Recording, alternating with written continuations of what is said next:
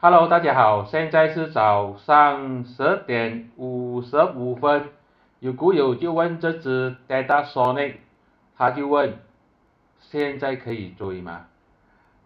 我们看下图，首先它现在呢出现这个长上影线，它之前呢曾经突破了这两个阻力线，也就是过去历史的灰色线跟蓝色线0.49跟0.505突破了，但是现在呢又被打下来，这个肯定是不可以追的，非常危险。假突破又有这个长上影线，它支撑在哪里呢？支撑就是这个 POC， 这边有 POC， 有200天均线，有这个灰色线在守住。如果它有机会回到0.45弹上去啊，这个是可以进场的。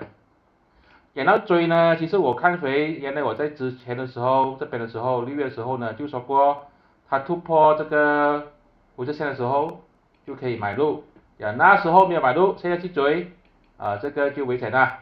如果你有这个筹码主力线的话，你就自己可以换盘，也不需要问。突破的时候买入，现在不可以追了。